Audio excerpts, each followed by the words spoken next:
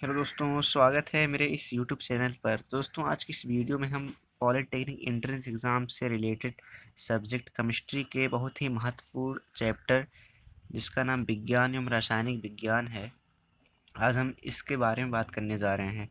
दोस्तों, जैसा कि आपको पता है कि पॉलिटेक्निक एंट्रेंस एग्ज़ाम में physics physics chemistry and math group A के लिए क्वेश्चन इन 3 सब्जेक्ट से पूछे जाते हैं। तो दोस्तों, आज हम केमिस्ट्री के चैप्टर नंबर 1 जिसका नाम विज्ञान एवं रासायनिक विज्ञान है, आज हम इसके टॉपिक के बारे में, इसकी थ्योरी के बारे में बात करने वाले हैं।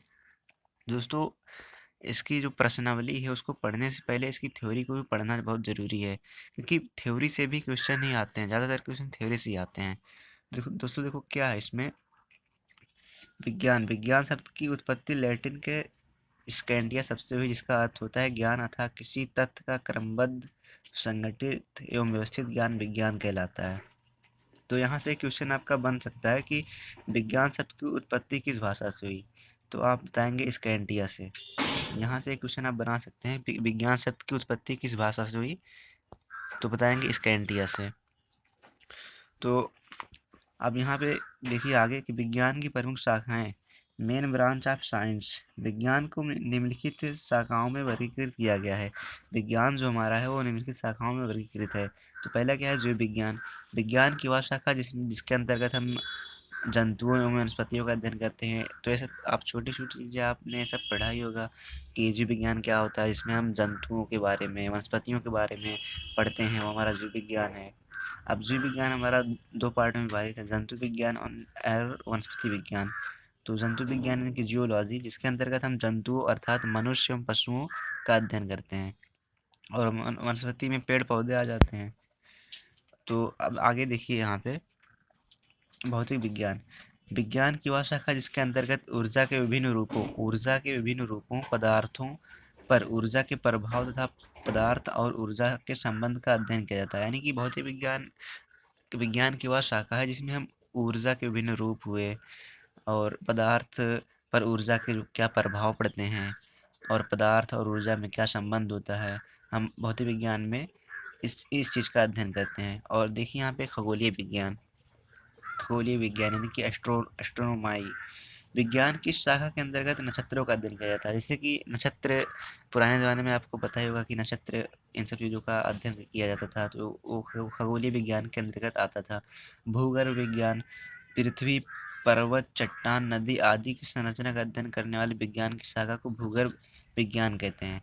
यानी जिसमें पृथ्वी का, चट्टान का, नदी का आदि की संरचनाओं का जिसमें हम अध्ययन करते हैं, वो हमारे भूगर्भ विज्ञान की शाखा कहलाती है। तो अब अगर यहाँ से क्वेश्चन बनता है तो क्वेश्चन फिर किस प्रकार से बनेगा। क्वेश्चन इस प्रकार से बन सकता है कि ऐसा आएगा क्वेश्चन कि जिसके अंतर्गत जंतुओं अर्थात मनुष्यों का अध्ययन किया जाता है, कौन सा विज्ञान है, तो आप बताएंगे जंतु विज्ञान है। विभिन्न ऊर्जा के विभिन्न रूपों, पदार्थों पर ऊर्जा के प्रभाव, पदार्थ और ऊर्जा में संबंध बताने वाला विज्ञान है। तो 4 ऑप्शन दे देगा, भौतिक विज्ञान, खगोलीय विज्ञान, रसायन विज्ञान। तो आपको इसमें से टिक लगाना होगा भौतिक विज्ञान पे। तो यहाँ से इस प्रकार के क्वेश्चन बन सकते हैं, यानी कि इनकी परिभाषाओं से ही क्वेश्चन बन सकते हैं। तो आगे चलते हैं, देखते हैं। तो यहाँ पे रसायन विज्ञान है, केमिस्ट्री। केमिस्ट्री शब्द की उत्पत्ति मिस्र के प्राचीन नाम केमी शब्द से हुई।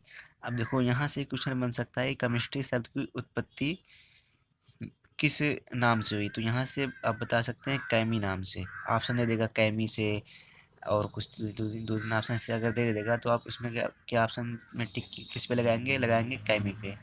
तो दोस्तों देखिए, अगर ये पूछ लिया कि केमिस्ट्री शब्द की उत्पत्ति किस देश से हुई, तो आप बताएंगे मिस्र के प्राचीन देश से। यहाँ से आपका 2 क्वेश्चन बन रहा है, एक देश से और एक किस भाषा से, किस शब्द से उत्पत्ति हुई। तो एक कैमी शब्द से उत्पत्ति हुई है, और किस देश से हुई है, मिस्र के प्राचीन नाम से।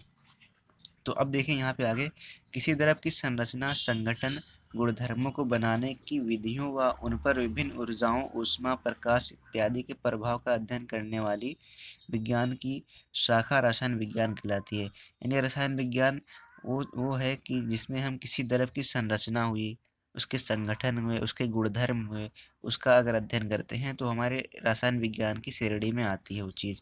अब आगे देखिए, रसायन विज्ञान का ज्ञान सर्वप्रथम मिस्र अरब देश में हुआ।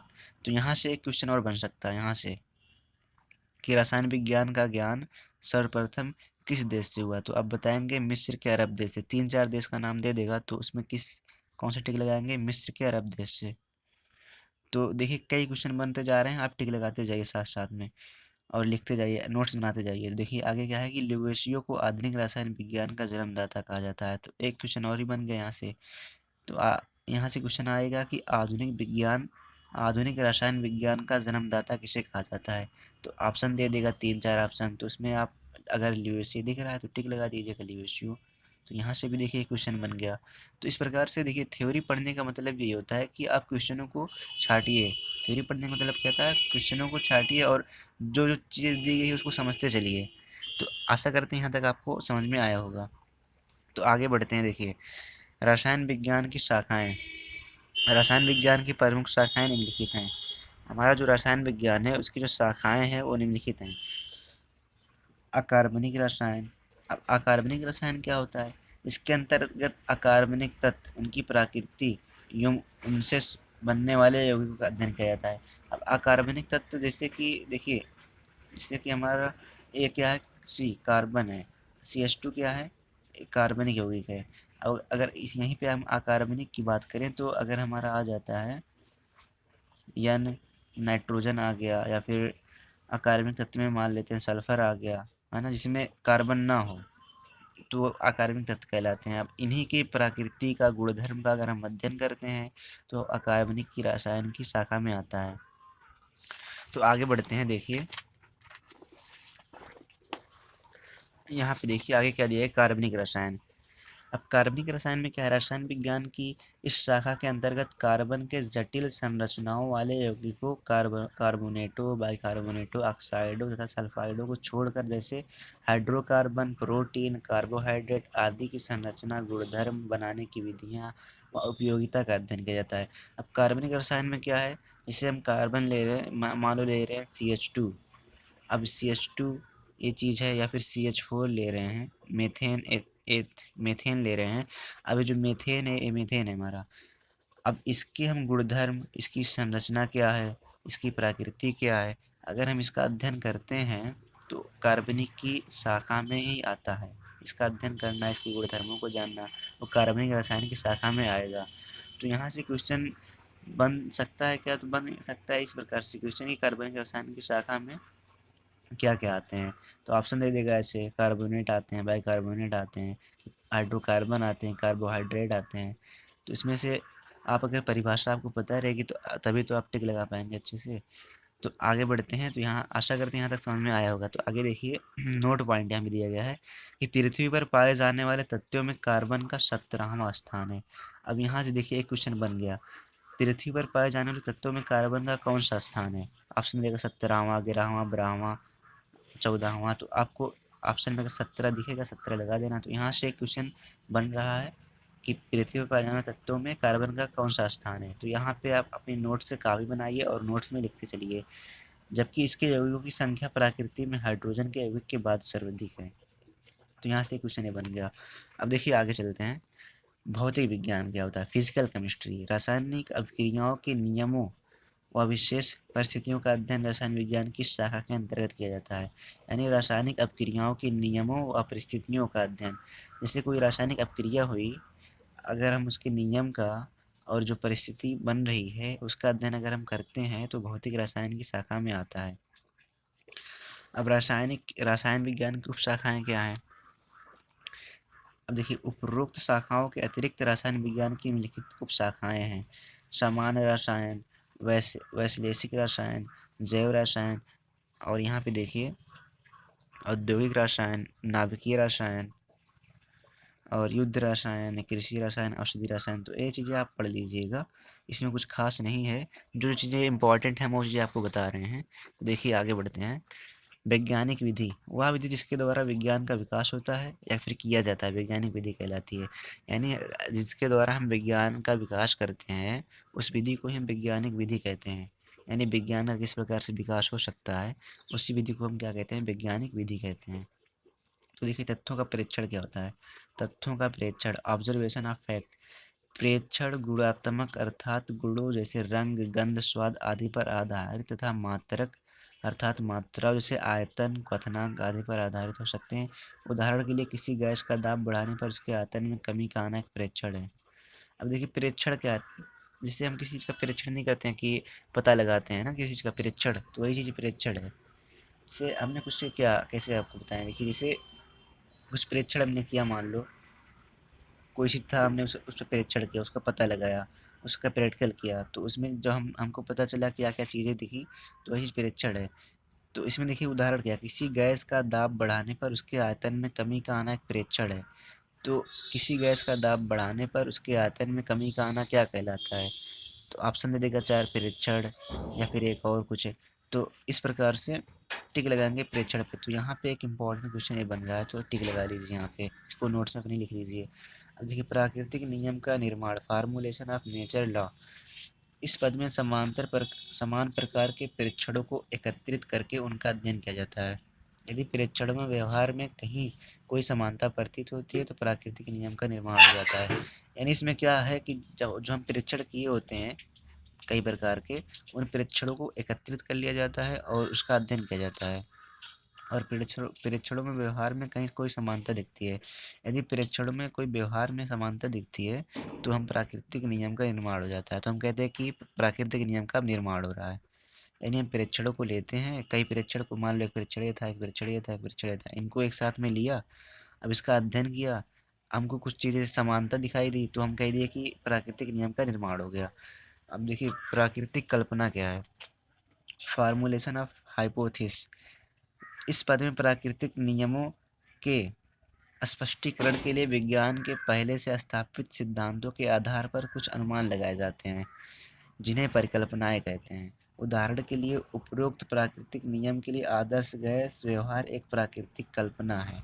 तो प्राकृतिक कल्पना क्या है, जो हमने प्राकृतिक प्रेक्षण को लिया था, एकत्रित किया था प्रेक्षण को, और उसमें समानता का अध्ययन किया था, उस समानता का अध्ययन का जो हमने पहले से कुछ मान लेते हैं प्राकृतिक नियमों को, विज्ञान क्या है, विज्ञान पहले से कुछ प्राकृतिक नियमों को मान लेता है, फिर उससे मिलाता जुलाता है आपस में। तो वही चीज़ परिकल्पना के निर्माण है। यानी कि जो हम परिकल्पना किए रहते हैं, अगर हम प्रेक्षण जो किए हैं, जो हम प्रैक्टिकल किए हैं, उनको अपनी परिकल्पना से जब मिलाते जुलाते हैं, तो अगर हमें थोड़ा बहुत चीज़ें मिल रही हैं तो ये हमारा परिकल्पना का निर्माण है। तो वही हमारा क्या कहलाता है, परिकल्पना का निर्माण। तो देखिए आदर्श गैस व्यवहार एक परिकल्पना है, आदर्श गैस व्यवहार एक परिकल्पना है। यहाँ से क्वेश्चन बन सकता है कि आदर्श गैस व्यवहार क्या है, तो ऑप्शन दे देगा परिकल्पना है, प्रेक्षण है, क्या है, तो ऑप्शन में जहाँ परिकल्पना दिखेगा वहाँ पे टिक लगा लेना। तो यहाँ से एक इम्पॉर्टेंट क्वेश्चन आपका बन सकता है। तो आगे बढ़ते हैं, देखते हैं परिकल्पना की पुष्टि के लिए प्रयोग। इस पद में प्रयोगों द्वारा परिकल्पना की पुष्टि की जाती है, जिसे वह सिद्धांत या नियम में परिवर्तित हो जाता है। इस क्या है इसमें कि इस पद में प्रयोगों द्वारा परिकल्पना की पुष्टि की जाती है, जो हमने परिकल्पना मानी थी उसकी हम प्रयोग प्रैक्टिकल द्वारा क्या करते हैं, उसकी पुष्टि करते हैं, उसकी जांच करते हैं, जिससे वह सिद्धांत या नियम में बदल जाता है, और अगर वो सही है तो उसी को हम नियम दे देते हैं। तो आपको विज्ञान की कुछ कुछ बातें समझ में आई होगी कि विज्ञान किस प्रकार से काम करता है। तो आगे बढ़ते हैं, देखिए आगे क्या है, रसायन विज्ञान का महत्व। रसायन विज्ञान एक यथार्थ प्रयोगशाला विज्ञान है।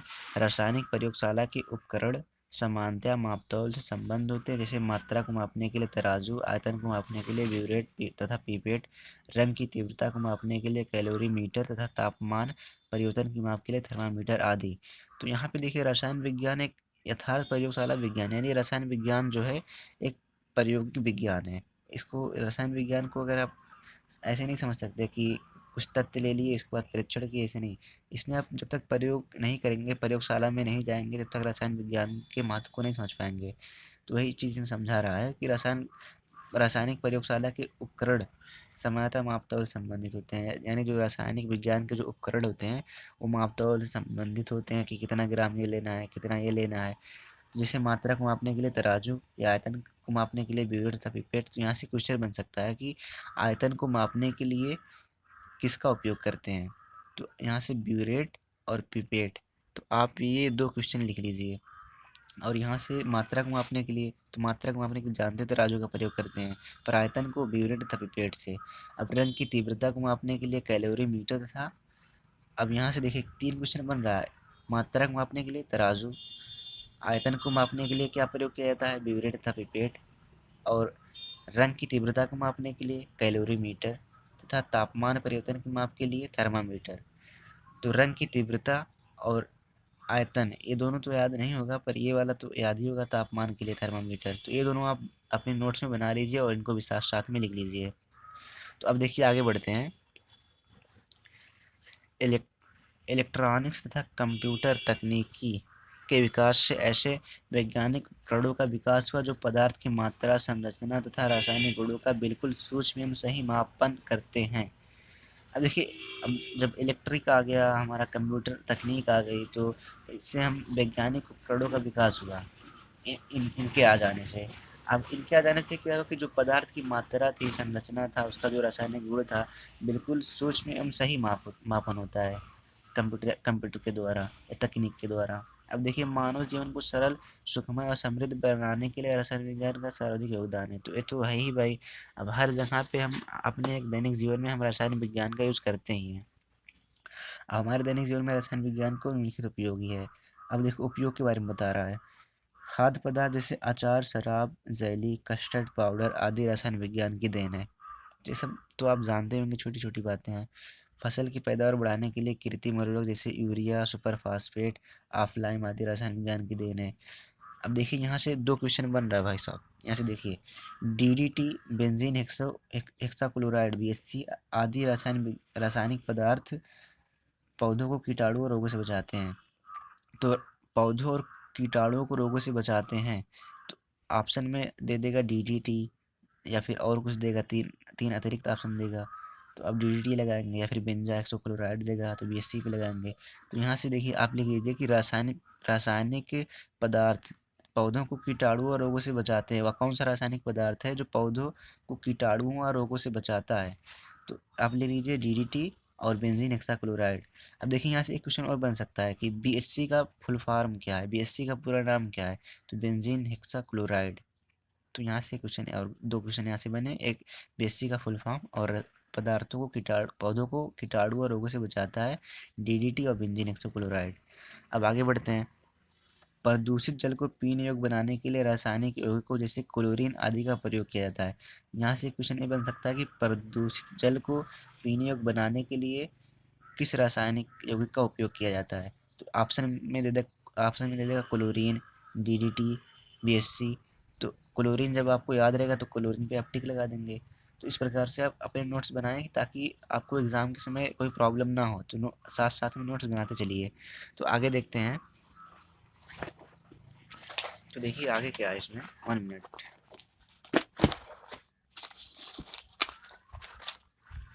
तो देखिए आगे इसमें दिया है कि अनेक अनेक प्रभावशाली औषधियाँ जैसे प्रतिजैविक औषधियाँ जैसे पेनिसिलिन, स्ट्रेप्टोमाइसिन आदि, सल्फा ड्रग्स से सल्फाडाइजिन, सल्फाथायोजोल आदि, जर्मनाशी औषधि, क्लोरबेंजीन, डेटॉल, डीडीटी आदि, निश्चेतक, क्लोरोफॉर्म, ईथर आदि रसायन विज्ञान की देन है। तो यहाँ से क्वेश्चन बन सकता है कि प्रतिजैविक औषधियाँ हैं, ऑप्शन दे देगा पेनिसिलिन, स्ट्रेप्टोमाइसिन या फिर डीडीटी, बेंजीन। तो अगर आपको याद होगा तभी तो आप कर पाएंगे। तो यहाँ से देखिए आप ये वाला चीज़ यहाँ से लिख लीजिएगा कि प्रतिजैविक औषधियाँ हैं ऑप्शन में, और आगे लिखिएगा पेनिसिलिन, स्ट्रेप्टोमाइसिन। सल्फा ड्रग्स औषधि हैं, सल्फाडाइजिन, सल्फाथायोजोल आदि। जर्मनाशी हैं, क्लोरबेंजीन। जर्मनाशी वाला तो आता ही आता है, ये वाला चीज़ आता है बहुत ज़्यादा, जर्मनाशी वाला और निषेधक वाला। ये दोनों आप अपने नोट्स में लिख लीजिएगा। अब आगे बढ़ते हैं। प्लास्टिक, कांच, सौंदर्य प्रसाधन, ईंधन, कागज, पेंसिल, स्याही आदि रसायन विज्ञान की देन है। परमाणु एवं हाइड्रोजन बम, ये भी रसायन विज्ञान की देन है। अंतरिक्ष यान बनाने की आवश्यक सामग्री चलाने का ईंधन रॉकेट प्रोपिलेट, अंतरिक्ष यात्रियों के वस्त्र, भोजन आदि पदार्थों के को विभिन्न रसायनों से बनाया जाता है। अब देखिए अंतरिक्ष बनाने की आवश्यक सामग्री चलाने का ईंधन रॉकेट प्रोपिलेट। अब यहाँ पे रॉकेट को चलाने के लिए कौन सा ईंधन प्रयोग किया जाता है? तो आप लिखेंगे रॉकेट प्रोपिलेट का प्रयोग किया जाता है। तो 1 मिनट आगे बढ़ते हैं। देखिए यहाँ पे कुछ महत्वपूर्ण बातें लिखी गई हैं कि रसायन विज्ञान की ऐतिहासिक पृष्ठभूमि अल्केमी के प्राचीन अध्ययन पर आधारित है। तो रसायन विज्ञान की ऐतिहासिक पृष्ठभूमि किसके प्राचीन पर आधारित है, इस प्रकार से पूछ लेगा। तो अल्केमी के प्राचीन अध्ययन पर, किस अध्ययन पर आधारित है, तो बता देना अल्केमी के प्राचीन अध्ययन पर आधारित है। तो यहाँ से एक क्वेश्चन बन सकता है, अपनी नोट्स में बना लीजिए। रसायन विज्ञान हमारे दैनिक जीवन का एक बहुत बड़ा हिस्सा है, जो हमारे भोजन, पानी, वायु सभी मूलभूत आवश्यकताओं में विद्यमान है। अब देखिए यहाँ से क्वेश्चन और बन सकता है कि मानव शरीर में अधिकांश भाग जल होता है, जो लगभग 65% से 90% तक होता है। अब यहाँ से क्वेश्चन बनेगा कि मानव शरीर में अधिकांश भाग जल का होता है और परसेंटेज है, दे देगा 35 से 40, या फिर दे देगा 90 से 100, और एक ऑप्शन में देगा 65% से 90%। तो 65% से 90% वाला ही सही होगा। इस एक तथ्य से रसायन विज्ञान के महत्व का आकलन किया जा सकता है। चेचक के टीके के आविष्कारक एडवर्ड जेनर हैं।